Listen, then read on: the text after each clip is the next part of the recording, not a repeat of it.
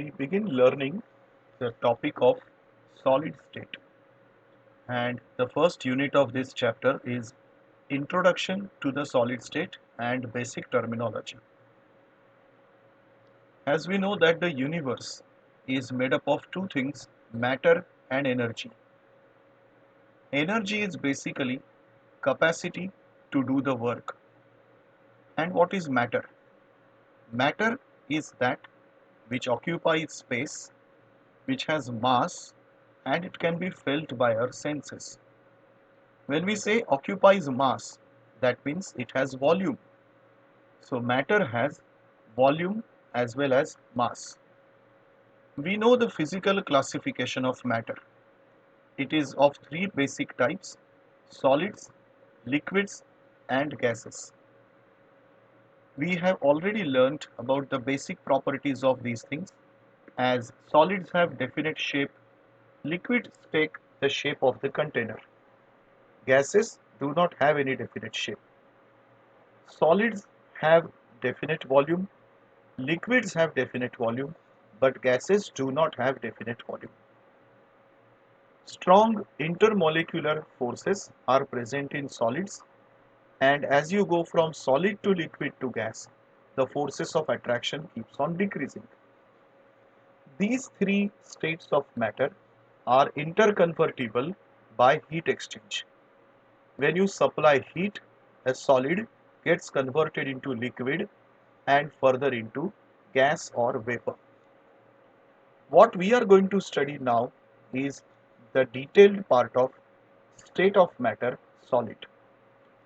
Liquids and gases are in general called as fluids because they have an ability to flow.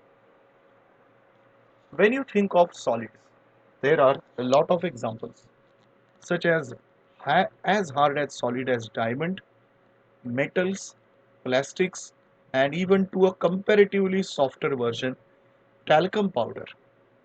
Solid state is absolutely one of the most common state in our daily life, and we need solids for different applications. Let us come to the scientific definition of a solid. A true solid is that which possesses rigidity, has a definite shape, definite volume, and a long range of order. What we mean by these terms, we will see in subsequent times. The question comes that why some substances are in solid state and why some are in liquid or gas state. What makes a solid different than other substances? The state of any substance basically depends on two forces. First, the intermolecular force. These forces are present between the constituent particles of the substance. Second factor is thermal energy. This is the amount of energy possessed by all the particles due to external temperature. It's obvious that if external temperature is higher, their thermal energy will increase. This energy is responsible for the movement of the particles. Now, if a certain temperature, thermal energy is low, but intermolecular forces are strong, particles will be brought very close to each other, due to which they occupy fixed positions. They are unable to move and they become solid in state. So, once again to summarize, a substance which is solid in state has low thermal energy but very strong intermolecular forces, due to which particles cannot go from one place to another and they become solid in state. Let us once again revise the general characteristics of solid in particular. As we said earlier, solids have fixed composition, fixed mass, fixed volume, fixed shape. Usually solids are rigid and incompressible. There are of course some exceptions to these cases. Alkali metals like sodium and potassium are comparatively soft. Solids have strong intermolecular forces. Solids have short interatomic, interionic or intermolecular distances. Now point 3 and point 4 can be seen as related. When they have strong intermolecular forces, definitely the distance between them is shorter. Solids' constituent particles are at fixed position. Now, we have been using this term constituent particles again and again. We mean by this term atoms, ions or molecule. When do we use these terms? If we are talking of an element which is in solid state, constituent particle will be atom. If the solid is a salt, constituent particle will be ion. And if solid is a substance like sugar, constituent particle will be molecule. Now we will go for the classification of solids. First type, as we know, is called crystalline solid. Crystalline solid is a homogeneous solid and the constituent particles are arranged in a definite repeating pattern. Definite repeating pattern. Most common examples are most of the salts which we see in daily life like NaCl, potassium sulfate and a hard substance like diamond. Let us see here another example in diagram form which is quartz or SiO2. You can see the blue dots are of oxygen, the red dots are of silicon. If you look at any single pattern, you can see a tetrahedral pattern there. And every tetrahedral pattern is quite systematically arranged. This is what we call as definite repeating pattern. The second type of solid is called amorphous solid. Amorphous in Greek language means having no form. So substances whose constituent particles are not arranged in a regular arrangement, they are called amorphous solids. The examples like plastic, glass, rubber, butter, starch, they are all amorphous solids. Now we will see an example of glass which is chemically once again SiO2. Recollect, in the earlier picture we saw the silica but in quartz crystalline form. Same substance when made in glass, you can see the arrangement is absolutely haphazard. This is called amorphous substance, no regular arrangement. Few terms which we are going to encounter in the topic again and again, we will list them right now. The first property is called isotropy and anisotropy. Isotropy is basically uniformity in all the directions. In solid state, isotropy indicates identical value of physical measurements like refractive index, electrical conductance in all the directions. Amorphous solids are isotropic. Let us see this in a diagram. In the diagram you can see it is isotropic solid. That means there is no arrangement of green and red dots. If I measure the property in direction A vertically or in a diagonal way, I am going to get the same value mathematically. This is called isotropy. Exactly opposite is anisotropy. That means the measurement of property depends upon direction. See in this diagram that it's quite properly nicely arranged isotropic crystals. Now if I take an arrangement in direction of A, I am going to touch only red dots. I will get a particular value. But if I do the measurement in the direction of angle B, then I am going to touch green dots, red dots alternately. My answer is going to be different. So once again, amorphous solids are isotropic, crystalline solids are anisotropic. The second term which we heard in the beginning was short and long range order. In crystalline solid, there are actually very tiny crystals and each tiny crystal will have a definite characteristic geometrical shape. That geometrical shape will be repeated over a long distance. That is called long range order. You can see once again the crystalline quartz diagram, and in this a hexagonal shape has been repeated over and over a long range. Amorphous solids will not have any such geometrical order. That is why they are called short range order. You can see in the diagram, you hardly can see any geometrical shape which is repeated anywhere. It is all an haphazard thing. This is called long range order for crystalline, short range order for amorphous.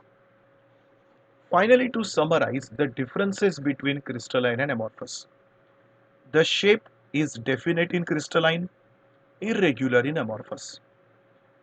Order of arrangement is long range in crystalline, short range in amorphous. Isotropy, anisotropy, you can recollect. Crystalline solids are anisotropic, amorphous are isotropic.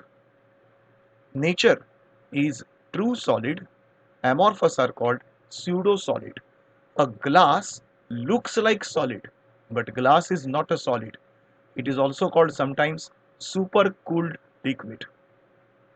Crystalline solids have sharp and characteristic melting point, whereas amorphous will gradually soften over a long range of temperature. They will not have any definite value of melting point. Cleavage property. If you take a crystal and cut it, slice it with a knife, it will split into two pieces. Both of them will have plain and smooth surfaces. Amorphous when cut, it will cut into powder and no regular surfaces are seen. We will now classify different crystalline solids. First type is isomorphism. This term indicates that two or more solids will have same crystalline structure. If they have same crystalline structure, their chemical composition will exist in a similar ratio. Imagine an example. Sodium fluoride and magnesium oxide show a ratio of cation and anion as 1:1. But that doesn't make them isomorphous. For isomorphous, see their structure. This is a structure of sodium fluoride. Now what can we see in this structure? Yellow sphere is of sodium, green is of fluorine. And you can check in any direction, front, back, up, down. You will always find Na and F are alternately placed. This is called the crystalline arrangement or crystal lattice. Compare it with magnesium oxide structure. And you can see, just like sodium, there is a magnesium, just like fluorine, there is oxide, and it's having alternate magnesium and oxygen structure. This is called isomorphism. So we revisit the definition again. Two or more solids having same crystalline structure are called isomorphous, and due to similar structure, their atomic ratio also is similar. There is another example of NaNO3 and CaCO3. What ratio can we see? 1 sodium, 1 nitrogen, 3 oxygen. So the ratio is 1:1:3. Opposite of isomorphism is polymorphism. One single substance in nature will exist in two or more crystalline forms. If polymorphism is seen in elements, it is termed as allotropy. You have heard of an example of allotropy in school level. Carbon existing as a diamond and graphite. You can see from the picture itself that both of them have different crystalline form. Polymorphism can be for compounds also. For example, calcite and aragonite are polymorphs of the same substance CaCO3. Now this crystal, what you see, quite transparent and shiny, is a calcite crystal. This is used and cut in a proper way to make what you have heard in organic chemistry as nickel prism. Whereas now you can see aragonite, it looks quite different. And the strange thing is, both of them chemically are CaCO3 only. Now we come to crystalline solids classification on the basis of type of constituent particles. The first type is ionic crystals. The structural unit of ionic crystals are obviously cations and anions. In the diagram you can see the red spheres are sodium alternately placed with chloride green spheres. So Na plus and Cl minus are the constituent particles. The force of attraction is going to be strong electrostatic force, and to maximize the attraction force, every cation is surrounded by as many anions are possible and vice versa. Now, for imagining, pick up a central chloride ion in the diagram and you can see it's being surrounded by red spheres of sodium. If you pick up a single sodium in the lattice, you can see it is surrounded by all chloride from all sides. Properties of ionic crystals. The first characteristic is all ionic solids have usually very high melting point. These solids cannot conduct any electricity because the ions are in a fixed lattice position. So they are not free for the electrical conduction. But if you melt these solids in a molten state or when dissolved in water, the electrostatic force will be broken, ions will be separated and they will be able to conduct electricity. These solids are very hard because they have very strong force of attraction and even their positions are comparatively fixed. Examples of ionic crystals are very easy to remember. You can remember many salt formulae and from that you can write any like NaCl, K2SO4, CaF2, KCl and so on, copper sulfate, anything. Second type is called covalent crystals. Now we had studied earlier ionic crystals and the force of attraction was ionic bond. So covalent crystals will be those which will have covalent bond in them. But the covalent bond is so strong and it extends to such a level that it forms a three-dimensional network. One of the best examples are diamond, graphite, silicon carbide. Now I can see here a structure of diamond. Here it's a tetrahedral sp3 hybrid structure. So diamond has sp3 hybridization and clear covalent bonds can be seen. This huge network is called the three-dimensional network. On the other hand, this is a structure of graphite. If you see, it has sp2 hybridization and each carbon is able to form only 3 bonds. The fourth bond will be the p orbital containing 1 electron. There are layers of sp2 hybrid carbon. First layer, second layer, third layer, and between these layers you can see there are weak forces of attraction which can be van der Waals forces. Due to these huge structures they are also called giant network solids or giant molecules. Let us see the characteristics of covalent crystals. First, these particles, constituent particles, are only atoms. Atoms are joined by covalent bonds and they have rigid 3D structures and giant network. These solids are extremely hard, but of course there is an exception of graphite in this. These solids are absolutely incompressible. They have high melting and boiling point. Most of the solids, electrons, are involved in the covalent bond. That is why they are not available for electronic conduction and hence they are poor conductors of heat and electricity. Once again, to this point there is an exception of graphite. Due to sp2 hybridization, the free electron of graphite is available and graphite is a good conductor of electricity. The examples are almost similar: diamond, quartz, boron nitride. One of the most hard substance, carborundum, also comes under this category. The third category is called molecular crystals. In molecular crystals, the constituent particles are of course molecules. Now substances like chlorine, methane, hydrogen, carbon dioxide, oxygen, hydrogen chloride, sulfur dioxide, these are all gases. But if you solidify them, they will convert into a type called molecular crystals. These are subdivided into three categories. First type is called non-polar molecular solids. Second, polar molecular solids. And third, hydrogen bonded solids. We will now learn these three one by one. First is molecular crystal non-polar. Now these molecules will have either atoms if you are making argon or helium, or molecules which are non-polar molecules H2, Cl2, etc. These molecules will have forces of attraction which are called weak dispersion forces or London forces. Due to weak forces, these solids are comparatively soft, non-conductor of electricity.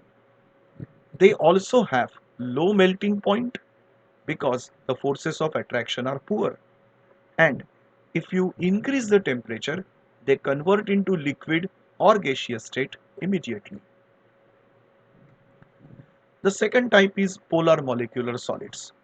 Now here the molecules involved are going to be polar molecules, and polar molecules will have force of attraction which is dipole-dipole interaction. Now let us revise this dipole-dipole interaction once again. This is an additional note I am giving. It's not actually a part of the answer. Polar molecule works itself as a dipole. Dipole indicates there are two charges plus and minus. Now the force of attraction between these dipoles is called itself dipole-dipole attraction. Now the strength of this dipole attraction depends upon polarity. You can see in the diagram HCl molecule, hydrogen has plus charge, Cl has minus. So the chlorine minus is getting attracted by H delta plus. Imagine in place of this HCl a molecule called HBr. Now what will be the difference? H and bromine, the force of attraction, the electronegativity difference is less. So the dipole-dipole will not be as strong as HCl. So for halogens, when you go down the group, fluorine, chlorine, bromine and iodine, dipole-dipole attraction keeps on decreasing. Once again, these solids are soft and non-conductor of electricity, but their melting points are higher than non-polar solids. The third type is hydrogen bonded solids. The molecules of such solids will have polar covalent bonds, and they will be between H and fluorine, oxygen, nitrogen. Let us revise at this point what is hydrogen bonding. Once again an additional note. If you have a dipole as we saw earlier, but the dipole must contain at least one hydrogen atom. So you can see the formula becomes HX, where H has positive charge, X has minus. Now in the diagram I have taken example of water, where hydrogens delta plus will get attracted by oxygens delta minus, and the force of attraction becomes hydrogen bond, while the bond between H and O remains covalent bond only. Imagine we make a solid from these kind of bonds. That will be called the hydrogen bonded solids. One of the best example could be ice. These also are non-conductor of electricity. Generally they are volatile liquids or soft solid under room temperature. The last type comes is metallic crystals. From the name itself we can understand these are the solids which are formed by metals, of course. Metallic bond is quite a complicated type of bond, and in a solid, valence electrons are moving from one point to other in an entire crystal. When a metal atom releases electron, itself it becomes positively charged ion, and these cations are called kernels. In this diagram you can see there is a central plus metal ion shown, which is surrounded by large number of electrons, and this is called sea of electrons. So the imagination done by scientists is metallic crystal is a collection of positive ions surrounded together by sea of electrons. These electrons are mobile. They can go from one point to another as they absorb thermal energy. Let us come to the characteristics of metallic crystals. Due to the free and mobile electrons, metals are always having high electrical and thermal energy, thermal conductivity.